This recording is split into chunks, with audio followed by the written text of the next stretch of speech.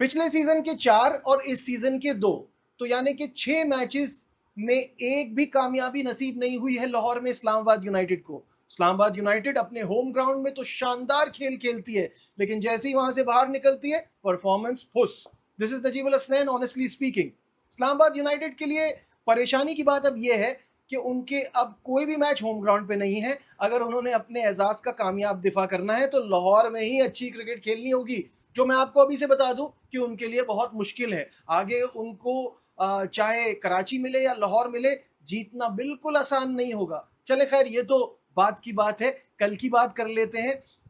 Quetta Gladiators ने 6 साल का तवील इंतजार खत्म किया और फाइनल में जगह बनाने में कामयाब हुए। और सबसे अच्छी बात उनकी यह है कि इस सीजन में जो दूसरी बेहतरीन टीम है इस्लामाबाद यूनाइटेड, उनको 2 बार राउंड के मैचेस में और 1 बार अब क्वालिफायर 1 में, यानी कि 3 बार शिकस्त दे चुके हैं। पहले मैच की बात की जाए तो वहां 2 विकेटों से कामयाबी हासिल की थी। वो मैच तो आपको अच्छी तरह याद होगा, जहां हसन नवाज आड़े टेढ़े शॉट खेल रहे थे और इस्लामाबाद यूनाइटेड के फील्डर्स कैच लेने से इनकार कर रहे थे। वहां 2 विकेटों से कामयाबी हासिल की। फिर उसके बाद दूसरा मैच जो हुआ ग्रुप में, उसमें तो कमाल ही हो गया। 2 सेंचुरियां एक इनिंग्स में बन गई। राली रूसो और हसन नवाज दोनों ने सेंचुरी स्कोर की। 263 का पहाड़ जैसा टारगेट बनाया और 109 रन से कामयाबी हासिल की वहां कोयटा ग्लैडिएटर्स ने। और कल कल भी मजा आ गया, जब आधी टीम कोयटा की 113 पर आउट हो गई थी, उसके बाद भी इस्लामाबाद यूनाइटेड के बॉलर्स ने पहाड़ जैसा स्कोर बनवा लिया और फिर 30 रन से शिकस्त का सामना करना पड़ा। ये वही टीम है कोयटा ग्लैडिएटर्स जिसके लिए लग रहा था कि क्या ये पहुंच पाएगी प्लेऑफ्स में भी कि नहीं। लेकिन अब देख ले, 7 लगातार मैच जीत गए हैं। इनके कप्तान के बारे में मैं खुद ये बात कर रहा था कि टी20 को सूट नहीं करते, कप्तान है, कैसे टीम को आगे लेके जाएंगे। लेकिन सही टाइम पे सब जेल कर गए और कोयटा की मैनेजमेंट को, कप्तान को, तमाम टीम को बहुत बहुत मुबारकबाद। क्या ब्रिलियंट परफॉर्मेंस दिखाई है। कल टॉस जीता और बैटिंग का फैसला किया और इन्होंने 2 चेंजेस किए, जो कि उस वक्त तो अकलमंदाना फैसला नहीं लग रहा था कि खुर्रम शहजाद और ख्वाजा नाफे को ड्रॉप कर दिया है। लेकिन इस सीजन में कोयटा के लिए हर स्ट्रोक मास्टर स्ट्रोक साबित हो रहा है। कोयटा ने जब बैटिंग का आगाज किया तो ऐसा लगा कि कुछ पैनिक है, चाह रहे हैं कि बड़ा स्कोर बनाए, तो पहली बॉल से ही मारना शुरू हो गए। ऑल दो 27 बॉलों पर 47 रन स्कोर किए फिलैनिल ने, वो चल गए। लेकिन उसके बाद ना रायली रूसो चले, ना सऊद शकील चले, ना उनकी तरफ से हसन नवाज कुछ कर पाए। अविष्का फर्नांडो ने 32 रन किए, लेकिन ओवरऑल जहां 113 पर 12वें ओवर में स्कोर पहुंचा, आधी टीम पवेलियन लौट चुकी थी। तो ऐसा लग रहा था कि Quetta will only manage to score somewhat around 175-180, जो कि बिलो पार स्कोर है लाहौर में। लेकिन फिर तो कमाल ही हो गया, हालात, जज्बात सब कुछ बदल गए जब दिनेश चंदीमल और फहीम अशरफ के बीच में 95 रन की पार्टनरशिप लगी। Dinesh Chandimal scored 48, Faheem Ashraf scored quick 45।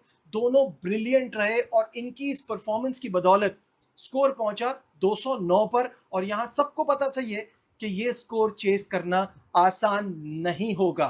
और एक बार फिर कहूंगा, नसीम शाह, जिनको अभी बांग्लादेश के खिलाफ सीरीज के लिए भी सेलेक्ट कर लिया गया है, वेरी डिसअपॉइंटिंग परफॉर्मेंस। 4 ओवर्स में उन्होंने 50 रन दिए अपने कोटे में और कोई विकेट भी नहीं ले पाए।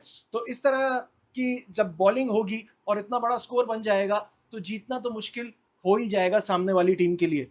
तो फिर 210 रन का टारगेट था और साहबजादा फरहान ने एक और बार बड़ी शानदार इनिंग खेली, 52 की है। एक्चुअली इनके टॉप 4 में सबने तकरीबन डबल फिगर्स बनाए। रेसी वेंडर डूसॉन ने 35 किए, आगा सलमान ने 44 किए। लेकिन उसके बाद भी यहाँ पे कुछ आगे तक ले जाना ज़रा मुश्किल हो गया था। उस्मान तारिक की बॉलिंग की तारीफ भी करनी पड़ेगी। ही टुक 3 विकेट्स फॉर 32। एक अजीब सी जो है वो पैनिक फैल गया एंड में जाके इस्लामाबाद यूनाइटेड के लिए, और स्कोर ऑब्वियसली बहुत बड़ा था। तो उसमें वो परेशान भी हो रहे थे और चेस करना उनके लिए मुश्किल हो गया और 179 के टोटल तक स्कोर पहुंचा। 30 रन से यहाँ कामयाबी हासिल की कोयटा ग्लैडिएटर्स ने, which is a brilliant victory for them. Final में जगह बनाई और अब देखना यह है कि दूसरी टीम कौन सी होगी। आज जो मैच है उसमें आप जानते हैं कि वो एलिमिनेटर है, कराची या लाहौर, दोनों में से कौन आगे बढ़ेगा, कौन बाहर जाएगा, ये फैसला आज होगा। मेरे हिसाब से लाहौर के लिए इतना आसान नहीं होगा, क्योंकि उनके पास ना डेरिल मिचेल हैं, ना उनके पास सिकंदर रजा अब अवेलेबल हैं, सैम बिलिंग्स वापस नहीं आए हैं। ये वो परफॉर्मर्स हैं जो उनके लिए परफॉर्म कर रहे थे फॉरेन प्लेयर्स, सिर्फ अब डिपेंड करेगा फ़खर जमान पे कि वो किस तरह की बैटिंग करते हैं। अगर उनको जल्दी आउट कर लिया कराची ने तो गेम बिल्कुल तब्दील हो जाएगी और उनके हाथ में आ जाएगी। खैर, ये तो आज पता चलेगा। कल के इस मैच के बाद सऊद शकील का कहना था कि कामयाबी जो मिली है उस पर कप्तान और क्या डिमांड कर सकता है, सब कुछ अकॉर्डिंग टू द प्लान हो रहा है और बहुत ज़बरदस्त परफॉर्मेंस जारी है। फ़हीम अशरफ ने कहा कि मुझसे कुछ अरसे से अच्छी बॉलिंग नहीं हो रही थी, तो मुझे इस इवेंट में मैंने चैलेंज लिया अपने ऊपर और मैंने कोशिश की मैं अच्छी बॉलिंग कराऊं। अच्छी बात यह है कि जहां जहां बैटिंग का मौका मिला वहां भी रन्स हो गए। अब इस्लामाबाद यूनाइटेड के प्लेयर्स को अच्छी तरह से जान गया हूं तो कॉम्बिनेशन बड़ा अच्छा बन गया है। Shadab Khan obviously is very disappointed with his bowling. मतलब ओवरऑल जो उनकी टीम की बॉलिंग है, उन्होंने बस ये इस बात का शुक्र अदा किया कि टॉप 2 में फिनिश करने से ये फ़ायदा ज़रूर होता है कि एक चांस मिलता है, एक मौका मिलता है जो उनकी टीम को मिला है और यहाँ से वो दोबारा खड़े होकर फाइनल में जगह ज़रूर बना सकते हैं। आप क्या सोचते हैं इस मुकाबले को लेकर? कमेंट्स में मुझे ज़रूर बताइएगा। लाइक, शेयर, सब्सक्राइब देखते रहिए नजीबुल हसनैन ऑनेस्टली स्पीकिंग।